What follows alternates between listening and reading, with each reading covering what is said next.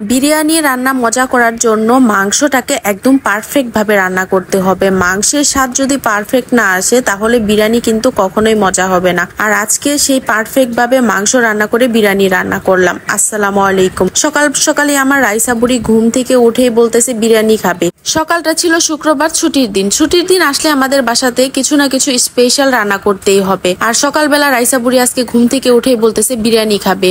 রাইসার পাপাও হচ্ছে বিরিয়ানি অনেক পছন্দ করে, সাথে আমারও ভালো লাগে। আমার যে ভালো লাগে না তা না। ফ্রিজে কিছুটা পরিমাণ মুরগির মাংস ছিল, সেটাই বের করে নিছি। মাংসগুলোকে একটু ছোট ছোট করে কেটে নিছি। বিরিয়ানির মাংস একটু ছোট করে কেটে নিলে ওটা বেশি ভালো লাগে খেতে। এখানে হচ্ছে কিছু কিছু মশলা নিয়ে নিলাম। জয়ফল জয়ত্রী এগুলা দিব না, যেহেতু প্যাকেটের মশলা দিয়ে বিরিয়ানিটা আজকে রান্না করব। তার আগে কিছু মশলা দিয়ে মাংসটাকে আগে আমি কিছুক্ষণের জন্য মেখে রেখে দিব। আদা রসুন বাটা, জিরা বাটা আর হচ্ছে বাদাম বাটা দিছি, সাথে টমেটো সস, ধনিয়ার গুঁড়া, সামান্য পরিমাণ জিরার গুঁড়া, জিরা বাটাও দিছি, আর সামান্য একটু হচ্ছে মরিচের গুঁড়া দিয়ে দিলাম। এখন হচ্ছে ভালো করে হাতে এই মাংসটাকে মেখে নিব। আমি কিন্তু মাংসের সাথে এখানে কিছুটা পরিমাণ আলুও দিয়ে দিছি। আলু বিরিয়ানির সাথে আমাদের অনেক পছন্দের, যার জন্য কিছুটা পরিমাণ আলু দেওয়া।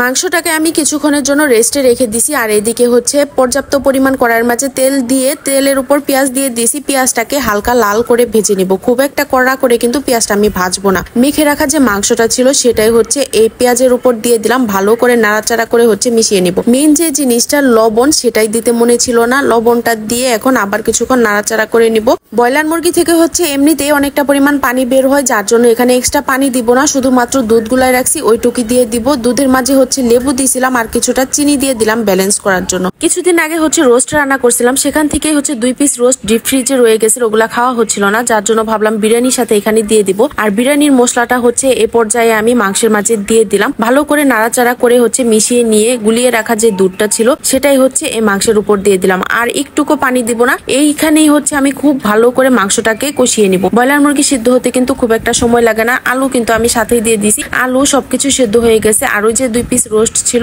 সেটাই হচ্ছে দিয়ে দিলাম। আর 5 মিনিটের মতো হচ্ছে আমি এই মাংসটাকে জাল করে নিব। এর চাইতে আর বেশি জাল করতে হবে না। বাসাতে যখনই পোলাও বা বিরিয়ানি রান্না করতে যায় আমার মেয়ে তো ব্যস্ত হয়ে যায়, কখন রান্না হবে কখন সে খাবে। ব্যস্ততার কারণে হচ্ছে তাকে মাংসটাকে রান্না করে আমি একটু দিয়ে নিলাম। বললাম তুমি বসে বসে খাও যাতে একটু শান্ত থাকে। আর এদিকে আমার মেয়ে খেয়ে বলতেছে এত মজা হয়েছে। মাংসটা আমি একটু মুখে দিয়ে দেখলাম, সত্যি অনেক বেশি মজা হয়েছে। মনে হইতেছিল এমনিতে এটা খেয়ে ফেলি, কিন্তু না, এটা দিয়ে আমি বিরিয়ানি রান্না করব। রাইসা বুড়ির হাসি মুখটা দেখার পরে এখানে আবার রান্না করতে চলে আসছি। যেই পাত্রের মাঝে মাংসটা রান্না করছিলাম ওইখানে চাল আর মাংস একসাথে করলে মনে হচ্ছিল বিরিয়ানিটা ওইটার মাঝে আটবে না, তার জন্য হচ্ছে আমি অন্য আরেকটা পাতিল নিয়ে নিছি। ওই পাতিলের মাঝে কিছুটা পরিমাণ মাংস থেকে মশলা তুলে দিয়ে দিছি। আর এখানে হচ্ছে চালগুলো আগে থেকে ধুয়ে পানি ঝরিয়ে রাখছিলাম, সেই চালটা দিয়ে ভালো করে হচ্ছে ওই মশলার সাথে ভেজে নিছি। একটু শুকনা শুকনা করে ভেজে নিছি। ভাজা হয়ে গেলে এখানে পরিমাণ মতো আমি পানি দিয়ে দিলাম। মাংসটা কিন্তু আমি এখন দিব না, চালটা 60% রান্না করে তারপরে হচ্ছে চালের সাথে ভালো করে মিশিয়ে নিব। এখন আর এই পর্যায়ে চাল নেই, এটা ভাতই হয়ে গেছে। তো এখন হচ্ছে মাংসটা আমি দিয়ে দিলাম, দিয়ে খুব ভালো করে হচ্ছে মিশিয়ে নিব। আর এইভাবে বিরিয়ানিটা রান্না করলে বেশি পছন্দ করে রাইসার পাপা, যার জন্য আমি এভাবে করে বিরিয়ানিটা রান্না করতেছি। আর উপরে কিছুটা পরিমাণ ঘি দিয়ে দিলাম, এতে করে বিরিয়ানির গ্রানটা অনেক বেশি সুন্দর আসে।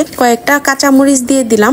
এ পর্যায়ে বিরিয়ানিটা আমি 15 মিনিটের জন্য দমে রেখে দিব। আর নিচে হচ্ছে তাওয়া বসাই দিছিলাম যাতে করে নিচে পুড়ে না যায়। 15 মিনিট পর ঢাকনাটা তুলে ভালো করে বিরিয়ানিটাকে আমি নাড়াচাড়া করে মিশিয়ে নিব। ভিডিওর প্রথমেই কিন্তু আমি বলছিলাম আজকের ব্লগটা হচ্ছে শুক্রবারের ছিল, ছুটির দিনে। রাইসার পাপা হচ্ছে নামাজ পড়ে আসছে আর এদিকে আমি টেবিলে খাবার বেড়ে নিছি। বিরিয়ানিটা যেহেতু আমি একটু বড় পাতিলে রান্না করছি, যার জন্য হচ্ছে বোলের মাঝে খাবারটা বেড়ে নিয়ে আসছি। খাবার টেবিলে বসে সবাই অধীর আগ্রহে বসে থাকে আর এদিকে আমি হচ্ছে খাবার বেড়ে দিতে থাকি। রাইসা বুড়িকে হচ্ছে আমি রোস্টের পিসটা দিয়ে দিয়েছিলাম, ও হচ্ছে ওটা খাবে না, বলতেছে ওটা পাপাকে দিতে। পাপাকে দিলে পাপা নাকি অনেক খুশি হয়ে যাবে, যার জন্য হচ্ছে ওর পাপাকে আবার দিয়ে দিল। আর এদিকে ও হচ্ছে খালি গোস্ত খাবে। আজকে বাসাতে বিরিয়ানি রান্না করছি কিন্তু শসা ছিল না, যার জন্য একটু সালাদ করতে পারি নাই। শুধুমাত্র টমেটো আর হচ্ছে লেবু কেটে নিছি। সালাদ হিসেবে টমেটোটাও আমার কাছে অনেক বেশি ভালো লাগে, যদিও বা রাইসার পাপা খায় না। তো আমরা এখানে খাচ্ছিলাম আর গল্প করতেছিলাম। খাওয়ার সময় মনে হয় খাওয়ার থেকে আমরা গল্পটাই বেশি করি। বিরিয়ানিটা নাকি অনেক বেশি মজা হয়েছে রাইসার পাপা বলতেছিল। আর নিজের খাবারের প্রশংসা আর নিজে তো আর করতে পারি না। আর সবসময় রান্না বান্নার শেষে হচ্ছে অধীর আগ্রহে বসে থাকি কখন রাইসার পাপা খাবার নিয়ে প্রশংসা করবে, বলবে ভালো হয়েছে। এতে করে মনটা কিন্তু অনেক আনন্দে ভরে যায় যখন খাবারটা শুনি অনেক মজা হয়েছে। তো খাওয়া দাওয়া শেষ করে সন্ধ্যার দিকে হচ্ছে রাইসার পাপা আমাদের জন্য 2টা আইসক্রিম দিল। বুড়ি আর আমি খেয়ে নিলাম। আর আমি হাতে কিছুটা মেহেদি পরছিলাম, মেহেদি পরতে ইদানিং অনেক বেশি ভালো লাগে। আজকে আমার বিরিয়ানি রান্নার ভিডিওটা কেমন লাগলো অবশ্যই জানাবেন, লাইক কমেন্ট শেয়ার করে দিবেন, পেজটাতে ফলো দিয়ে দিবেন। ইউটিউব চ্যানেল থেকে দেখে থাকলে চ্যানেলটা সাবস্ক্রাইব করে দিবেন। আজকের মতো এখানে শেষ করছি।